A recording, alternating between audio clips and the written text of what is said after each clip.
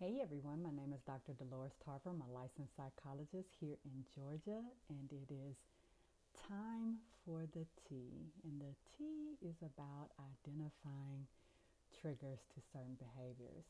Tea Time with Dr. Tarver is not intended to be a substitute for therapy, but more of an opportunity for you to learn strategies that are going to assist you on your journey to wellness. So, once again, we are back to have a discussion about one of actually my favorite topics because it is something that I think a lot of people struggle with and may not necessarily be aware. And that is, I didn't think about it. Reducing impulsive behaviors.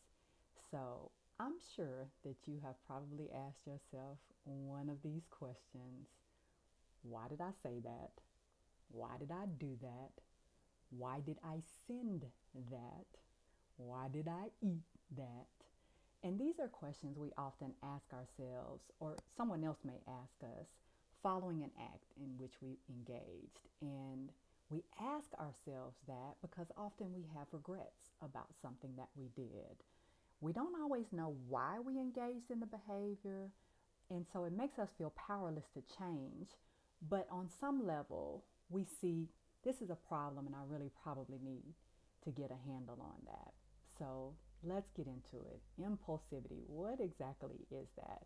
I know a lot of times we think about impulsivity when it comes to attention deficit disorders. We think about that impulsive kid that has a hard time being able to stop from intruding on others' conversations, or he's taking things from his siblings, or she's butting into conversations. But there are a lot of different ways in which we experience impulsivity, and they don't necessarily have to be in relation to a disorder, though we'll talk a little bit about some of the ways that those things work together as well. But essentially, what impulsivity is engaging in a behavior without really thinking it through, without thinking through the consequences, without really being well defined, even in this action I'm about to take part in. And sometimes we're not even aware that we're doing it. So we're not aware that this behavior is necessarily unhealthy, but we probably are clear that the consequences of some of the behaviors that we engage in are usually negative when it comes to being impulsive. When we are in a place where we are making good decisions, we think through things in a more comprehensive way. And some of you probably have rubrics by which you make decisions. Okay, so why am I doing this? What's the pros and cons, if you will? What's the purpose of this? Is there something underneath this behavior that I need to potentially explore before going through with this? Do I need to take a moment, sit and think before I actually make this decision? We frequently do that with car purchases, large things like that we're thinking about, major decisions about moving or jobs. We often sit and we think more comprehensively about that, but not when we're actually in that impulsive space. That's when we can make those impulse buys or those impulse job changes. You may know some people who constantly switch jobs, and they'll quit a job, or they're constantly starting new endeavors, and you're like, well, what are you doing now? Beekeeping? And wondering how is it that they got there, right? Usually these impulsive behaviors are just unnecessary in terms of the risk factor that they possess, and or they're just inappropriate for a situation. And so for some people, and we'll get into some examples of impulsive behavior, but for some people, the consequences actually would not be worth it. If they were to think about what behavior they're engaging in and what the outcome would be, then they wouldn't do it because that's a lot of risk for very little reward. But when we're being impulsive, we're not thinking about those things. We're usually uncomfortable when we're mindful about some of these behaviors because we don't really want to face up to the fact that we're struggling with a particular thing, whether it's food or drinking or other substance use. It could be again, that shopping, that's a really common one for people to be impulsive about. And I do want to be clear that being impulsive is not compulsive. So a compulsion is when somebody feels like they have to do something. And oftentimes, if I don't do this thing, there are going to be negative consequences. So impulsivity is I'm not thinking about said consequences and I'm not feeling compelled to do it. I just want to. Or again, I'm not really aware that what I'm doing is unhealthy. Now, there are, as I said, a lot of different reasons why people engage in impulsive behavior. And I do want to be clear that some things are outside of a person's control. So if you have a brain injury, for example, get into an accident and you end up having some damage to your brain, a traumatic brain injury, if you will, then that can absolutely affect the frontal lobe, which is where our ability to be able to think rationally is. So if that area of the brain is damaged, then we are more likely to see impulsive behavior. We know that some of the degenerative diseases like Alzheimer's or dementias can also affect that frontal lobe and can affect a person's moods, and people can tend to be more impulsive when something like that happens. There are several of our disorders that there's more likely to be impulsivity with. Bipolar disorder is one of them. We'll see the excessive spending and the impulsive sexual activity in the bipolar disorder, as well as borderline personality disorder. And then we'll see on the antisocial personality disorder end people who just don't have regard for standards, morals, values of society. And so they really don't care about the rules and boundaries. And so they're acting in those ways impulsively.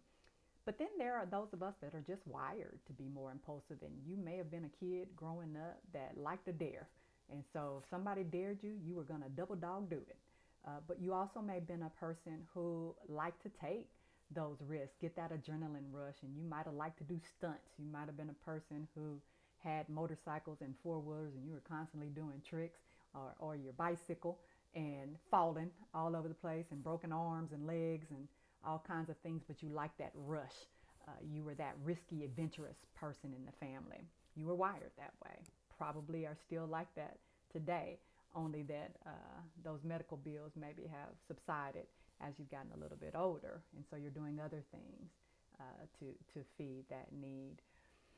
Sometimes we're just so depressed, honestly, that we just want to feel something, and so you get a little bit of a dopamine rush when you do something impulsive. So you're out here having sex with this random stranger that you just met, or you know you have this diagnosis of diabetes and you're not supposed to eat that piece of chocolate cake, but oh, it's going to feel so good when I sneak and get it, right? So you do get that little bit of rush, and I think sometimes we're craving that, especially in depression, and so we may engage in impulsive behaviors then.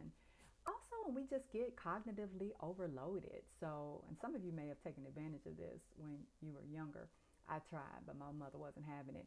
So if your parents were distracted, they're got a lot going on, they're overwhelmed at the end of the day, exhausted, and they've got a lot that they're trying to manage, and so you slide in that question. You know you are on punishment, but you slide in that question. Well, hey, can I go over and play with my friend? And they're just going to go, get out of here, right? And they don't realize what they said because they're just so exhausted at that point. And stress, we know when we are stressed, we don't have those cognitive restraints in place.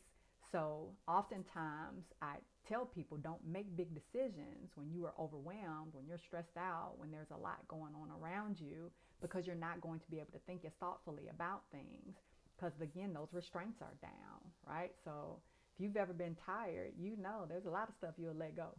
So imagine your brain as well. We often talk about consent in terms of substance use and sex, but am I able to consent to making a big decision or making a decision? It may not feel big to me at the time if I'm not cognitively in a place where I can really fully objectively consider all the information and the potential consequences of my actions. So what are some examples? I know I've highlighted a few as we have just been going through some of these examples, but we talked about attention deficit, right? And that's when we think a lot about the not being able to wait your turn, intruding on other people's conversations, talking over people, taking things without permission, taking over. We'll talk about that takeover spirit that people have. Those are examples. Getting into fights. So just really escalating very quickly about very small things. Getting easily angered, irritated might be called hot-tempered, considered to be somebody that is easy to blow their top, if you will. The reckless sexual behavior that we talked about, the excessive spending we discussed.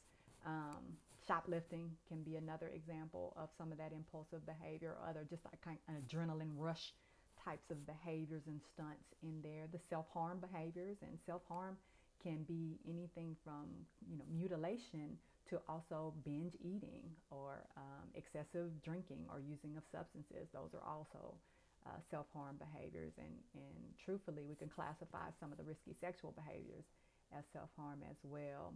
Abruptly quitting that job, or starting multiple jobs, and not thinking things out.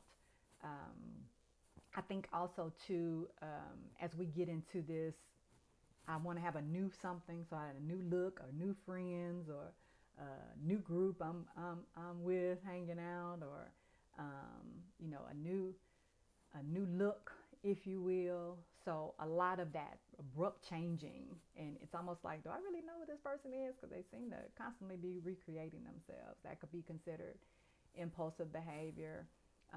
And a lot of times with group membership, you'll see impulsivity in that, because again, people are looking for things to feed a particular need.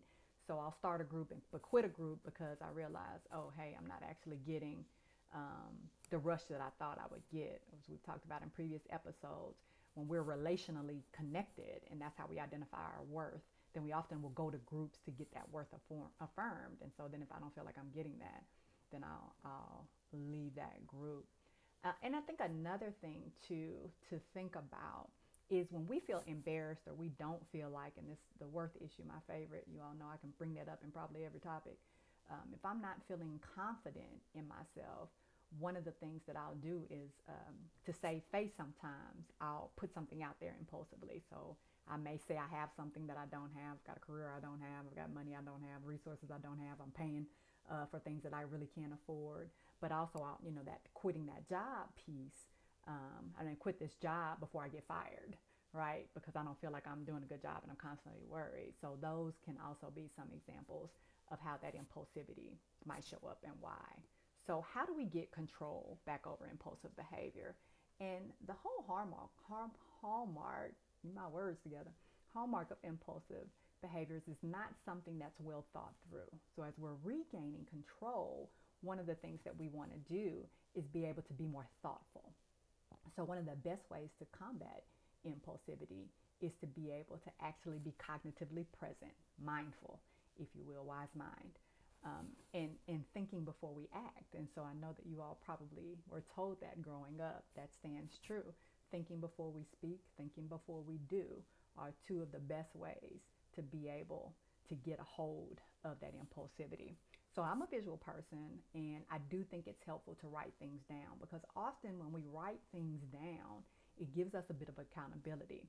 So for example, if someone is telling me about some behaviors that they see, I don't see them as a problem, maybe I need to write it down. So the ABC model, you may have heard this if you ever took an intro to psychology class, or you've ever worked in a place that had any kind of behavioral modification resources in place. The ABC model, or you may have heard the term chain analysis, which essentially just looks at the antecedent, what happened before, what were the triggers, what caused this, the B being that behavior and the C being those consequences, right? So what happened before? What was I feeling, thinking, doing before I engaged in this particular behavior? What is the behavior that I continually engage in? Is it my shopping? Is it my drinking behaviors? Is it sexual behaviors? Is it quitting jobs frequently? Is it sending that text message to that ex? Is that sending that email to my coworkers without thinking about what I'm actually saying to them and how it's coming across? So understanding those behaviors, because all of those can be considered impulsive, and we frequently are reactive as opposed to thoughtful. So, and then the C, what's the consequence? What happens? So now my boss is coming into my office. Can we talk about this email that you just sent? Do you realize what you just sent out and how it sounded and how it appeared, and what's going on? Or then I sent that message to my ex, and now I got to deal with the consequences of their response. Or what we really can't stand when they block us and they're like, you are not going to be able to access me at all because you clearly are out of control over there, right? And so another time of rejection. So that's often a consequence we'll receive. Rejection type behaviors, or it may be money. Like I have to pay fines. I'm buying cars because I flipped over so many, or I'm damaging my motorcycle or my four-wheeler, so I'm having to pay for that. I got a DUI, or right, or I'm eating so much now I've gained weight and I've got to buy these clothes because I'm unable to fit into things because I'm impulsively continuing to eat, right? So what are my consequences? Are they financial? Are they emotional? Are they in terms of affecting my support system? People don't want to be around me, don't want to deal with me anymore because I continue to go off on folks and they don't want to have to be bothered with me. And then how do I feel? How do I feel after I engage in this behavior? We talked about how do I feel before, what's going on? Is there, an emotion that's triggering this? But what's my emotion after I engage in this and I have these consequences? How am I dealing with that? And that again will get you to be able to be mindful the next time because you'll have something to go back and think about. Like, this is my pattern, right? Triggers. Welcome to tea time. T for triggers. What are my triggers to engaging in this particular behavior? And another strategy that goes along with that, right? So as I'm being honest with myself, because this is an honest process, which is why it's tough. We like to live in places of avoidance. They're much more comfortable a lot of times for us. But here, when I'm actually dealing with me and facing me, I may recognize I need some accountability. I need some support. So before I send that text message, before I send that email, before I go engage in this stunt, before I go sleep with this random person, before I eat that food that I'm craving, then who are the people that I can call that will say, hey, let's stop, let's think about what's going on, check in with me. And that may be a person, that could be a support group. Overeaters Anonymous, it might be an AA group, it might be fraternity, sorority, it might be church members, it may just be some things that are in place to help with your mental health. It might be a mental health psychoeducational group, right? But where's my accountability to help me with not acting on this behavior? Because oftentimes we'll do for other people what we won't do for ourselves, right? So if I know you are going to be expecting me, because again, that value we have in relation to other folks, then I am going to think about things differently because I know that there's somebody I've got to be accountable to. Now, I am a firm believer in you cannot take something away from a person without putting something in its place. So we've got to have replacement behaviors for these impulsive behaviors. So if I'm emotionally eating or I'm impulsively eating, then I need to really kind of put, again, these cognitive restraints, may also be physical restraints, that we put in place. Do I need to remove the foods that tend to be my trigger foods, my go-to foods to fill these voids? And I have only prepared things in the house, only healthy things in the house. And so it reduces the amount of access I have to this, so I can't just impulsively grab it because it's not there. The other thing is tracking, right? So that's another way of accountability, tracking those meals, getting one of those MyFitnessPals or Lose It apps, free apps to track what I'm eating. If you're doing WW, formerly Weight Watchers, they have a tracking method as well. Do I want to journal and assess, like, am I really hungry? What's going on with me emotionally? I just ate, so I know I'm not actually hungry. So let me kind of check in with myself as a way to kind of ground yourself and see what's going on so you just don't grab. And a lot of these are delay techniques, and oftentimes if we delay ourselves and we have the ability to be able to think through things, that craving will pass, that need to impulsively grab something to fill whatever this void is will pass because I'm actually feeling it in other ways. If your impulsivity is around how you express your emotions, you want to bring awareness to how you feel. So instead of just being reactive, sending that text message, sending that email, pulling up on somebody, then I may actually need to take a step back. Let me go to a place of calm for me and sit and actually think about what's going on with me in this moment. Am I tired or hungry? Sometimes we're just irritable because we need to eat or we're dehydrated. right? I haven't had enough rest. And so we're often impulsive because our basic need has not been met. And so again, am I in a place to consent to making any kind of decisions? And no, I'm not if I'm not well, right? So I need to attend to those things. And then I can be thoughtful about how I might want to react to something because I may perceive it totally different when I'm not exhausted. So being able to attend to yourself in that way, it may need to be like I need to calm down. So maybe I need to go exercise, meditation, mindfulness. I may need to soothe with the senses, get some smells going or some sounds going that are going to soothe me. I may need to get that weighted blanket out to just kind of calm myself down, calm my body down. And then I can think about how I might want to respond. And maybe it's that I don't need to respond to you because you are a trigger and I keep going back and forth with you and I really just need to eliminate you from interacting with me, right? But if I'm thoughtful, if I'm in a good place to be thoughtful, then I'm able to make a better decision about that instead of just lashing out.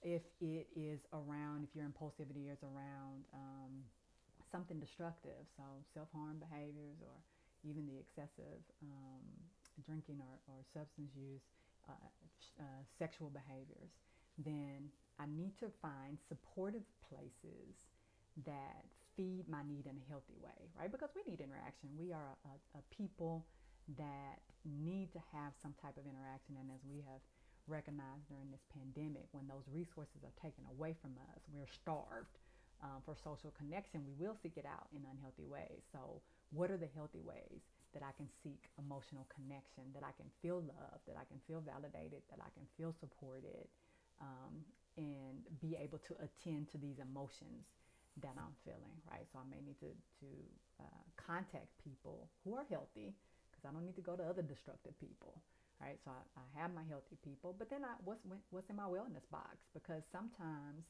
I need to self-soothe. And so oftentimes we think, okay, I have to have another person to soothe me. I don't. Not all the time. And sometimes people may not be available. We also don't want to get to a point where we're so dependent on other folks to soothe us that we don't learn how to soothe ourselves. So what's in my wellness box of activities? What do I have in here that I can use to soothe myself? Is it coloring? Is it a favorite movie? Is it, again, music or aromatherapy? Is it a warm shower or bath? And things that are going to relax and recharge and regenerate me, right? So I need to create those things ahead of time. And this, again, decreases impulsivity because I'm planning. Planning is going to help us not be impulsive. If I know that I'm going to get overwhelmed, and yes, you are going to get overwhelmed. May not be every day, might come infrequently, but it might come frequently. But as I have this wellness box, no matter when it comes, I have some resources to utilize. As you know, in a crisis situation or an emergency situation, you can't try to go and find stuff then. There's about to be a flood. We need to evacuate this house. I cannot be trying to go around all these places and grab stuff. I need to already have a kit ready to go. Hey, here's our ID. Here's our personal information that we need. Here's our batteries, flashlights, all of whatever, already in these packs. American Red Cross talks about setting up your kids to have those pillowcases with that stuff in it. So in case of emergency, they're ready to go. That's our wellness kit. What do I have in case of emergency? So I'm ready to go, right? So that will reduce your likelihood of being impulsive.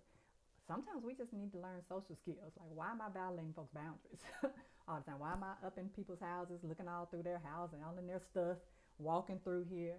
Why do I feel entitled? Like, I don't need to wait in line. I'm tired of this, so I need to jump up and knock these folks out of the way and get up here so I can be attended to. I'm over here disrupting the whole, like, these folks haven't been waiting as long as I have. So I may need to learn some of those things. What's going on with my boundaries? And do I have an inability to be able to have boundaries for some reason? So there's skills I need, and sometimes we just need medication. Like, there are some things that can help, especially if, again, there is a cognitive reason, so it's a brain injury or some other disorder that you're dealing with that's causing that. Do I need some medication that's going to be able to help me not be as impulsive, be able to utilize these skills better? Therapy, of course, can't go without saying therapy. Some of us are going to need therapy to help us reset my restraints. Because if I've lost the ability to have my restraints in place. It might be hard for me on my own to get them back in place. So I need a coach, I need a therapist to be able to quarterback for me, if you will, being able to get those restraints back in place. I think we also have to understand, like, how does this behavior serve me? Every behavior serves a purpose. So what am I getting from this? What am I getting from this impulsive behavior? And are there other ways to get that need met without me having to have these negative consequences associated with this impulsive behavior? What are ways that decrease my stress?